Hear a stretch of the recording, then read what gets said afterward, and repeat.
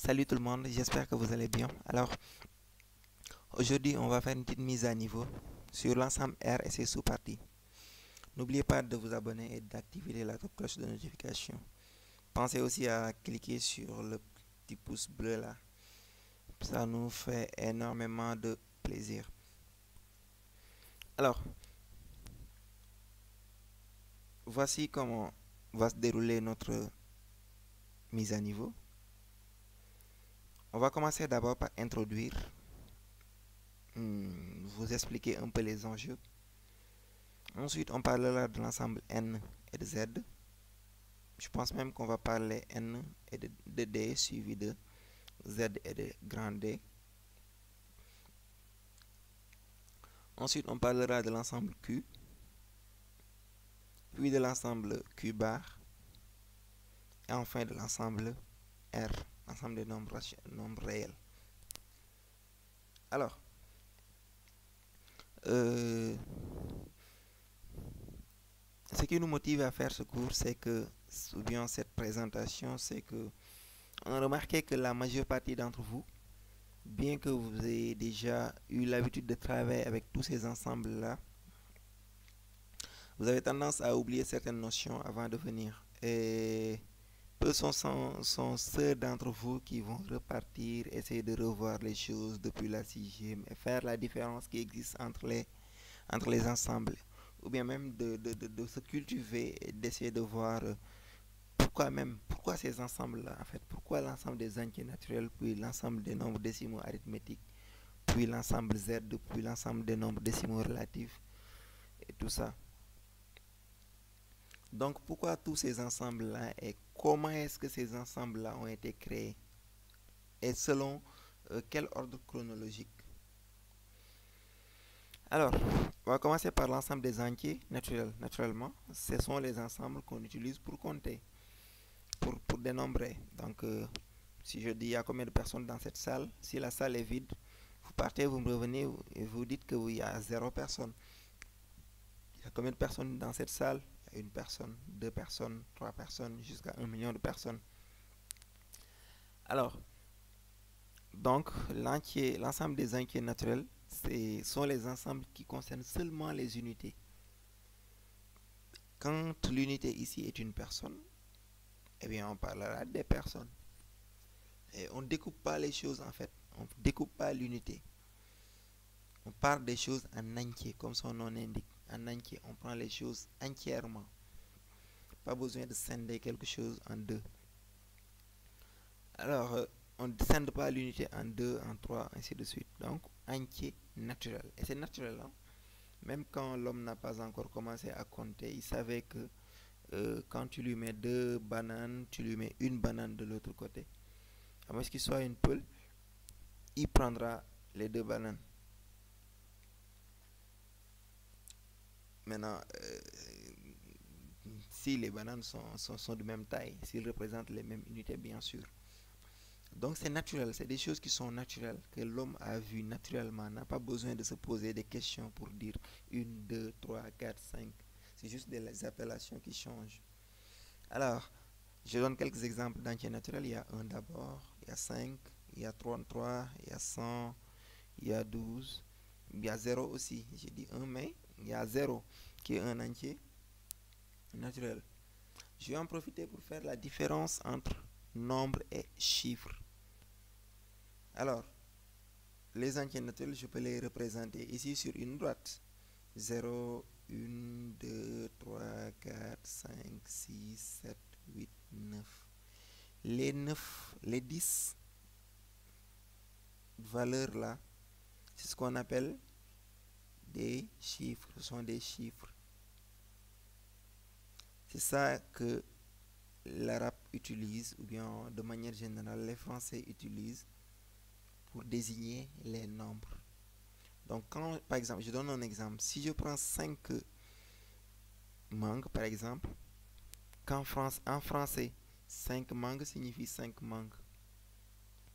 Donc, la notion de 5 mangues elle-même, ça fait allusion au nombre. Le nombre de mangues, c'est 5. Donc, qu'on le dise en arabe, en français, en chinois, en japonais, parce qu'en arabe, on dira khams, En japonais, on dira go.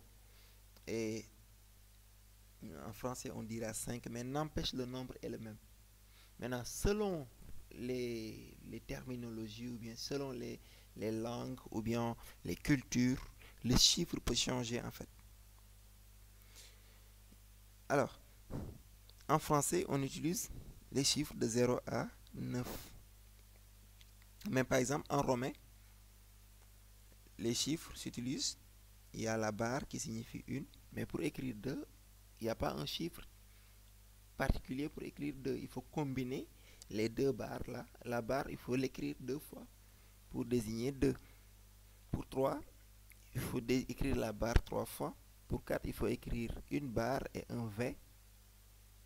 Donc jusqu'à présent, de 1 jusqu'à 4, ou bien jusqu'à 5, on n'a utilisé que 2 chiffres en fait pour désigner les nombres de 1 à 5. Il y a la barre, les 2 barres, les 3 barres, les IV et le V. En tout, les chiffres utilisés, c'est la barre et le V. Ça suffit largement pour écrire les nombres de 1 jusqu'à 5. Donc les chiffres sont utilisés pour écrire les nombres.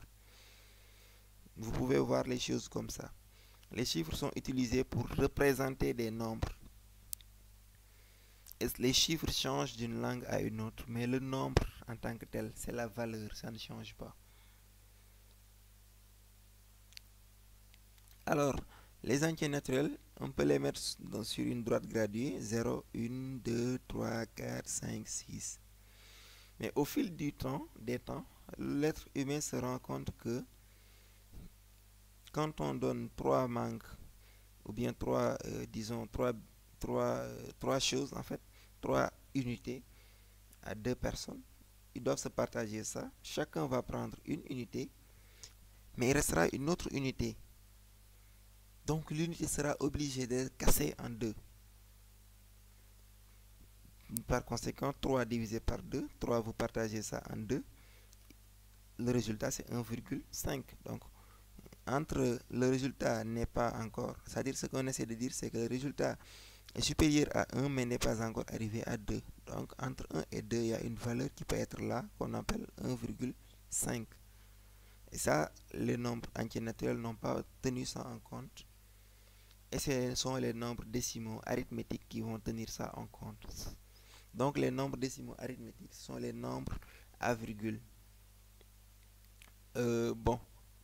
Des nombres qui peuvent avoir une virgule. Donc, l'être humain s'est rendu compte que la droite des entiers naturels ne suffit pas. Donc, il va falloir qu'il crée d'autres nombres entre les valeurs pour que ces valeurs-là soient plus pleines en fait. Pour que la droite soit plus pleine. Alors, il y a 3,34. Pourquoi 3,34? Parce que si on prend 334 unités, on divise ça on partage ça à 100 personnes. Chacun aura 3 et il restera des unités qu'il va falloir casser encore pour les départager. Donc, 3,34, c'est quelque part par là. Et l'ensemble de toutes ces valeurs possibles sera appelé D. Donc, D, c'est l'ensemble des nombres décimaux arithmétiques. L'ensemble des nombres décimaux arithmétiques. Donc, c'est des nombres qui ont deux parties, une partie décimale et une partie entière. 5,5, 1, voilà. Alors, qu'est-ce qu'on fait? On ne dit pas que c'est 0, 1, 2, 3, 4 jusqu'à 10 sont des entiers naturels. Donc, les nombres qui ne sont pas qui sont entre 0 et 1 sont des nombres décimaux. Les nombres qui sont entre 1 et 2 sont des nombres décimaux. Non, non, non. C'est-à-dire, le D est un élargissement de N. On prend d'abord les valeurs qui étaient dans N. On ajoute là-bas d'autres valeurs que N n'avait pas prises en compte. En fait, en mathématiques, on renouvelle en fait. Alors, il y a Z qui est un ensemble d'entiers tout comme N. Vous voyez, N c'est entier naturel. Z c'est entier relatif.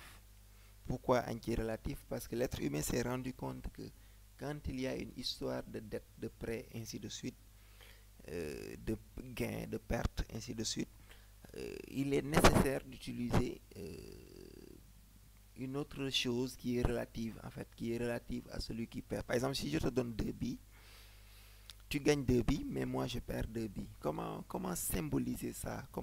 C'est-à-dire, on sait que la valeur absolue, c'est-à-dire la valeur qui est absolument en jeu entre nous, c'est 2. C'est le nombre 2. Maintenant, ça va de qui vers qui? Si c'est moins de mon côté, cela veut dire qu'on m'a dépossédé de 2 et ce sera plus de l'autre côté. Donc, c'est une référence en fait. C'est relatif à celui celui dont il est question en fait. Donc, il y a 1, il y a moins 5, il y a 12, il y a moins 3, il y a 100, ainsi de suite. Donc, si vous voyez bien, D était une manière de compléter N. N, ensemble des nombres entiers naturels. D est une manière de compléter N, qui est D, c'est l'ensemble des nombres décimaux arithmétiques. Ce D là, c'est un petit d. Et Z aussi est une manière de compléter d'autres choses qu'on n'avait pas prises en compte dans M, qui permettent aussi de simplifier la vie des gens. Donc, ce sont des entiers relatifs. Donc, dans Z, il n'y a pas de virgule. C'est entier et c'est relatif. Donc, ça peut avoir des plus comme des moins.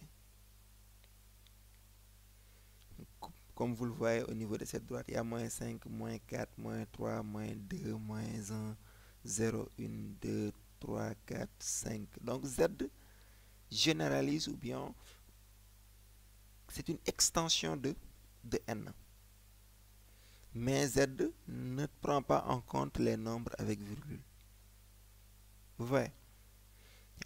Alors, on a créé l'ensemble des nombres décimaux arithmétiques qui est une généralisation, en fait, qui représente pour Z ce que petit d représente pour N.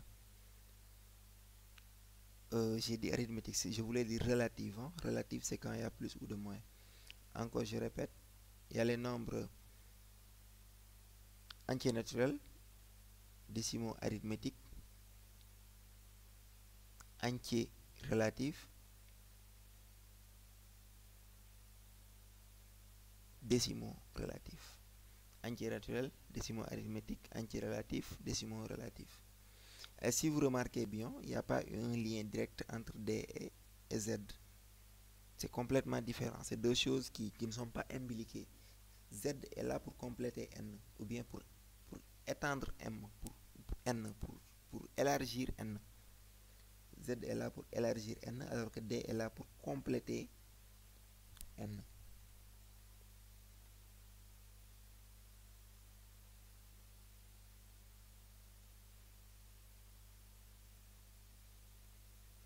Voilà. Alors, Z est pour, disons, grand D est pour Z, ce que petit n est pour, comment il s'appelle encore, pour n. Alors, pourquoi les nombres rationnels alors? Tout à l'heure, on a parlé des nombres décimaux relatifs. Ça veut dire quoi? Ici, entre moins 5 et moins 4, il y a des valeurs. Ce sont des valeurs à virgule. Ici aussi, ici aussi, ici aussi, jusqu'à moins 4 et moins 5. Et jusque-là, pendant longtemps, les êtres humains ont pensé que ça suffisait. C'est-à-dire cette droite-là. Si on appelle ça grand D, par exemple, la droite grand D des nombres décimaux arithmétiques, des nombres décimaux relatifs, on dirait que c'était fini en fait. Cette droite, elle est pleine. Mais en réalité, la droite, elle n'est pas pleine. Parce qu'entre moins 4 et moins 3, il y a des valeurs qui ne sont pas des nombres décimaux. Entre 1 et 2, il y a des valeurs qui ne sont pas décimaux. Des valeurs qui ne sont pas décimales en fait, qui ne sont pas des nombres décimaux. Vous allez me dire pourquoi et comment. Prenons 17, vous divisez ça par 4 et placez le résultat ici. Pour ce faire, vous allez faire une petite opération. 17 divisé par 4, c'est 3,25. 3,25, on peut placer ça ici quelque part. Si on a une règle bien graduée, on peut placer ça ici. Donc 17 divisé par 4, c'est un nombre qu'on peut bien placer ici. Mais si je prends 13 unités, je divise ça, partage ça à 3 personnes. Le résultat, c'est-à-dire la valeur où est-ce que je dois placer le 13, le 13 sur 3 là.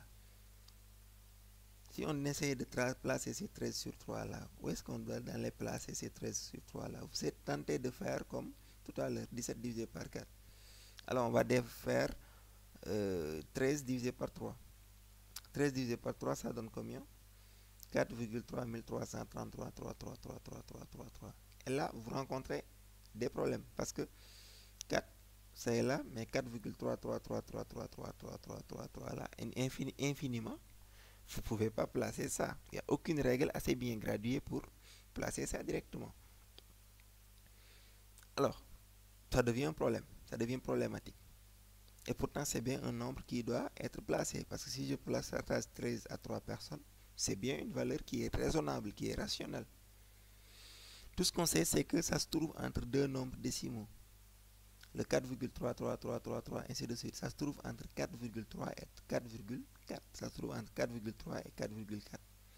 Mais on ne sait pas exactement où. Il est difficile, en fait, sans faire recours à d'autres méthodes, il est difficile de placer ça. Eh bien, ce nombre-là, on dit que ce n'est pas un nombre décimal. Ce n'est pas un nombre décimal. Donc, 4,333333 là n'est pas un nombre décimal. Faites très attention sur ça.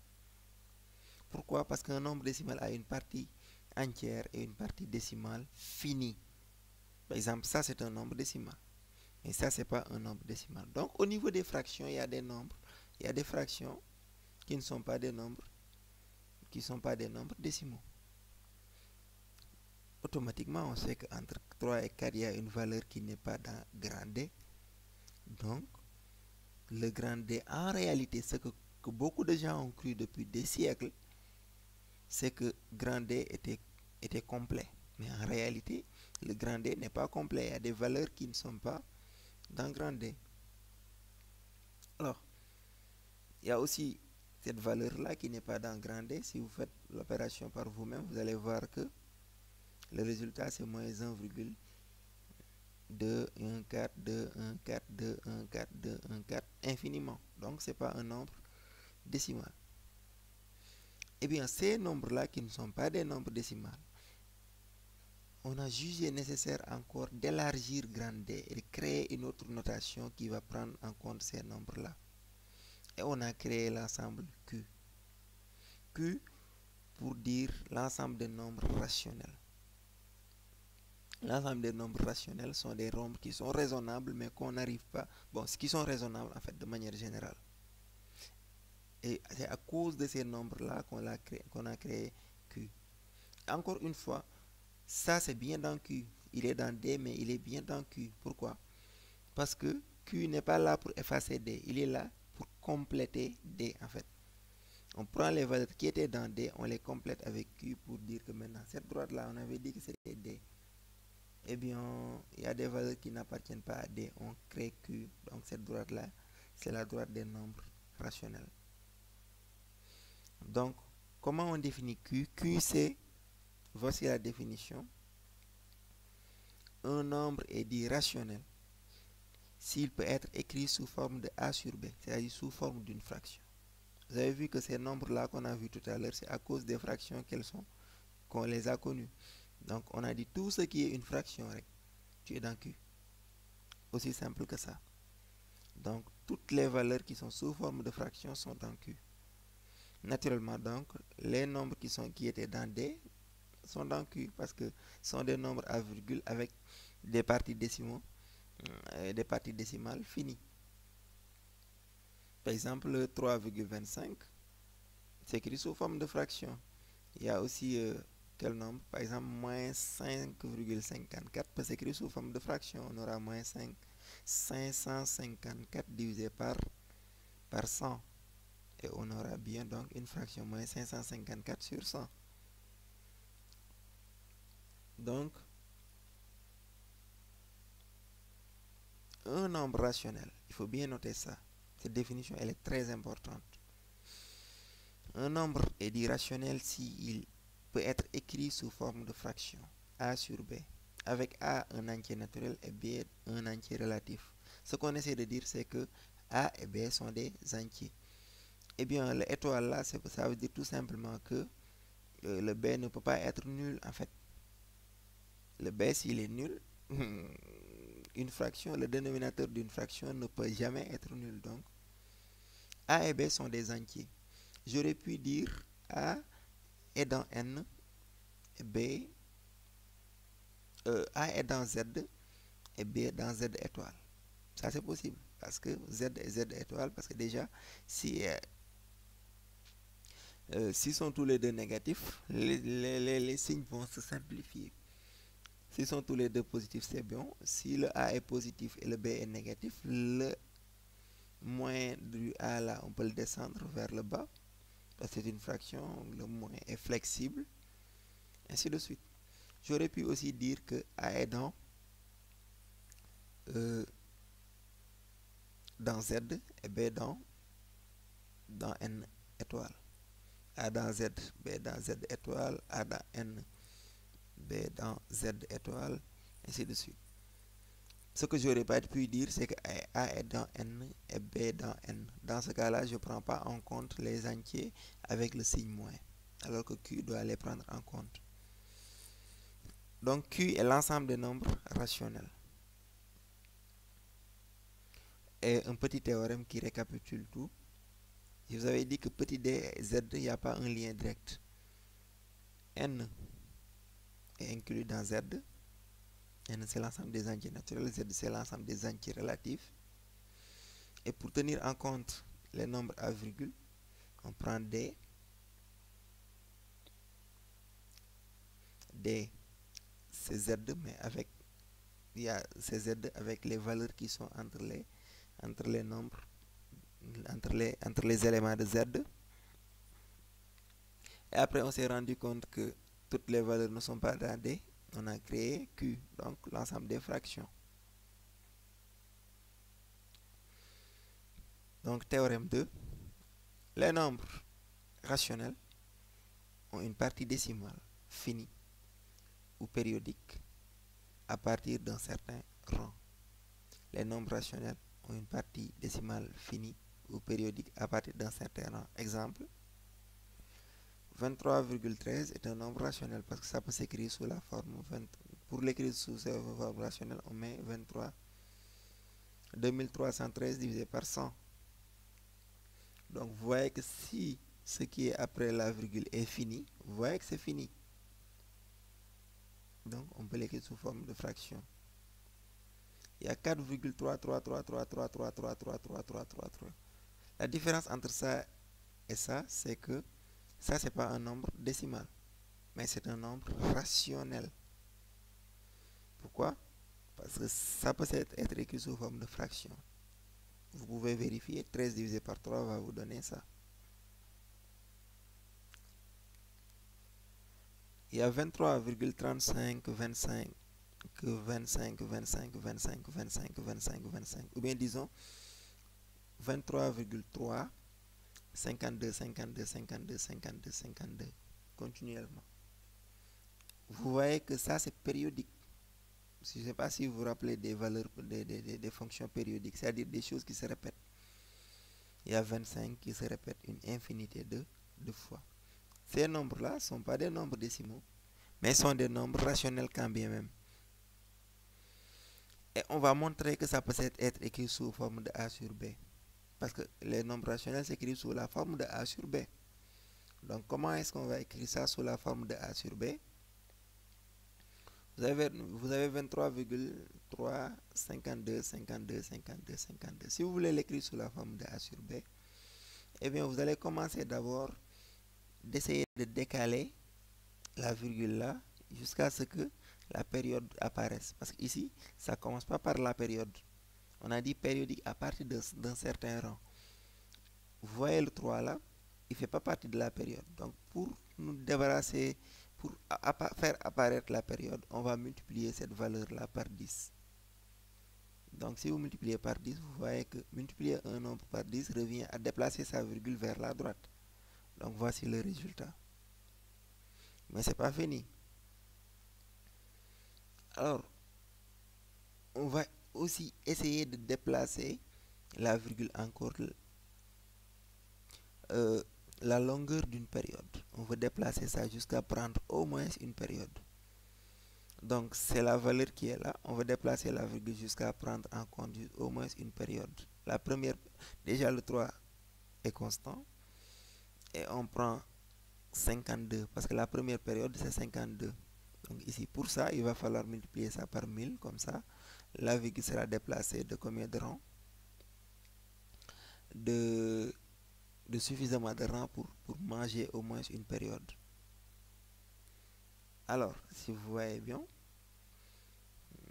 qu'est-ce qu'on va faire? On va faire maintenant une soustraction entre cette ligne-là et l'autre ligne-là.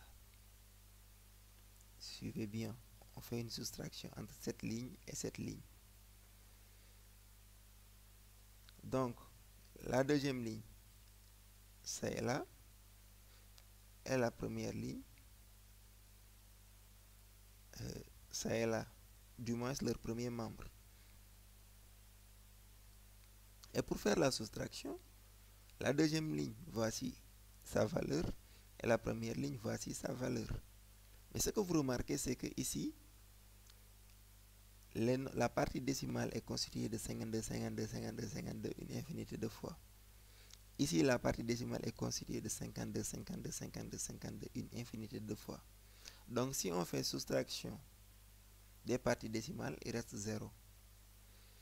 Et on fait soustraction des parties entières. Et on va avoir donc de 23 119. Donc, vous voyez que donc, la différence entre ces deux valeurs, c'est 23 119. Alors, pourquoi on a fait ça? Eh bien, pour pouvoir factoriser par cette valeur-là, qui est toujours la valeur de départ qu'on veut montrer qu'elle est une valeur rationnelle. Si on factorise, le facteur commun c'est la même valeur, cette valeur et cette valeur. Et ici, il va rester 1000. Et de l'autre côté, il va rester 10. Et l'autre membre, vous avez toujours 23 119. Donc, vous avez toujours la même valeur qu'on essaie de montrer que c'est un nombre décimal, que c'est un nombre rationnel. Et quand vous faites cette opération, vous allez trouver 990. Alors, il n'y a plus de virgule, hein? Il n'y a plus de pointillés. Ces pointillés ne sont plus là parce qu'on s'est débarrassé de là. Ah oui, ces pointillés devaient être juste après le 52. C'est une erreur de frappant. Alors, 990, on transpose, on se retrouve avec donc 23 119 sur 992. Vous voyez que cette fraction-là, donc c'est ça qui, vous pouvez vérifier avec votre machine, cette fraction-là est bien cette valeur qu'on voit. Donc, on peut dire que 23,352 52 52 égale 23 119 sur 990. Donc, c'est bien un nombre rationnel. Donc, les nombres rationnels ont une partie décimale finie ou périodique à partir d'un certain rang. Alors, pour exercice, vous pouvez prendre 14,42, 128, 128, 128, 128, 128, 128, une infinité de fois. Et vous allez essayer de montrer que c'est un nombre rationnel. C'est-à-dire vous allez essayer de l'écrire sous forme de fraction en vous référant à ce qu'on vient de faire ici. Donc, le nombre que j'ai donné tout à l'heure, 14, je ne sais quoi, je ne l'ai même pas retenu. Donc, vous faites replay, vous notez ça quelque part, essayez de reprendre cet exemple-là pour l'écrire sous forme de fraction. Alors, revenons un peu ici.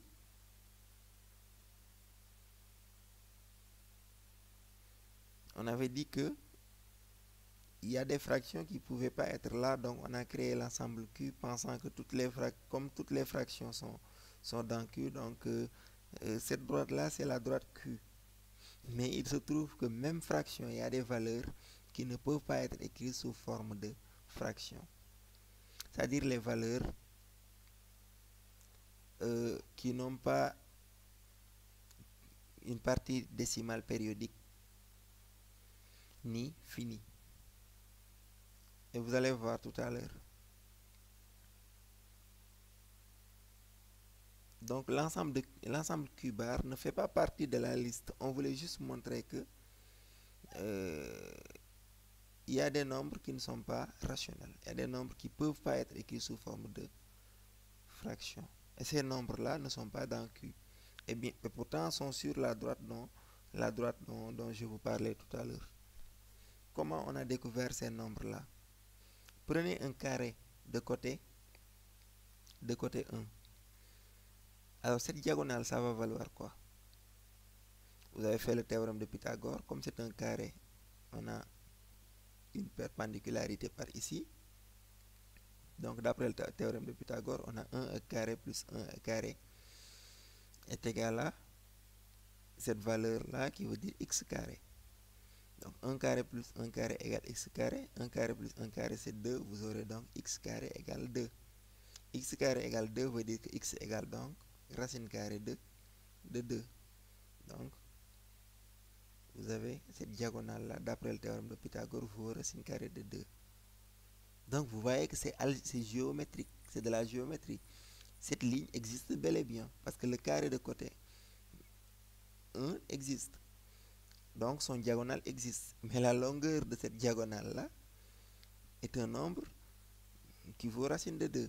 Tapez au niveau de la machine et vous verrez que racine de 2 est égal à 1, 4, 1, 4, 2, 1, 3, 5, 6, 2, 3. Et ça continue une infinité de fois. Et ça ne s'arrête jamais. Et ça, ce n'est pas périodique à partir d'un certain rang. Ça, vous allez le montrer au niveau du cours. Hein. Je vous laisse la démonstration au niveau du cours quand le professeur le fera. C'est une démonstration très intéressante que les professeurs aiment bien ramener en examen ou en évaluation. Donc cette valeur-là a une partie décimale qui n'est ni périodique ni finie. Et donc comment on appelle ça? C'est un nombre qui n'est pas rationnel. C'est pas dans Q. Q bar c'est le contraire de Q. C'est-à-dire tous les nombres qui ne sont pas dans Q bar, qui ne sont pas dans Q, on les met dans un ensemble qui s'appelle Q bar. Cette fois-ci, Q bar, ce n'est pas une généralisation de Q. Non. On voulait juste dire qu'il y a des nombres qui ne sont pas dans Q, parce que ces nombres ne peuvent pas être écrits sous forme de fraction. Et pourtant, c'est des nombres qui existent bel et bien. Une autre chose aussi, il y a des années, les gens avaient remarqué que si vous avez un cercle, pour clôturer ce cercle-là, c'est-à-dire si c'est un champ circulaire, pour clôturer ça, vous avez besoin de connaître la longueur de cette ligne bleue-là. C'est ça qu'on appelle la circonférence. Maintenant, la circonférence, si vous connaissez cette longueur, vous divisez ça par le diamètre D, qui est là. Vous allez tomber sur un nombre qui est égal à 3,14, 14, 15, 92, ainsi de suite. Et ce nombre-là, c'est ce qu'on appelle le nombre roi. Le nombre roi, pi, qui est un nombre extrêmement important. Il y a pi égal à...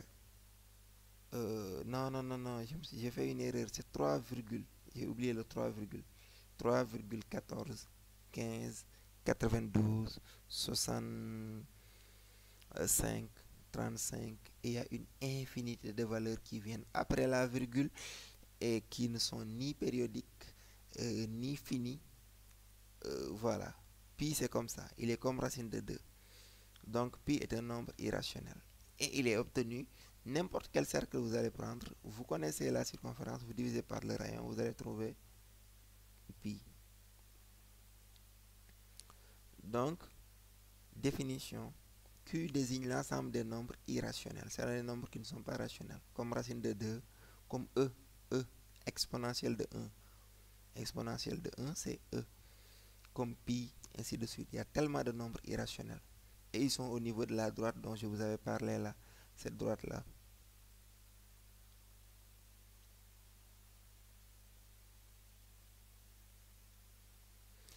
Cette droite-là, c'est la droite des nombres. Bon, on croyait que c'était D, puis on croyait que c'était Q va suffire. Ensuite, on s'est rendu compte que même Q, il y a des valeurs qui sont là, 3,1492, ainsi de suite. Il est bien là quelque part, mais quoi? Mais bon, tout simplement, on ne peut pas placer ça et pourtant, on ne peut pas écrire ça sous forme d'une fraction. Donc, 3,14422 est un nombre irrationnel.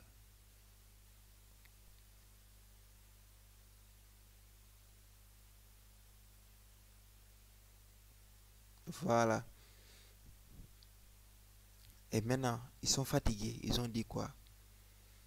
Ils ont créé l'ensemble R des nombres réels.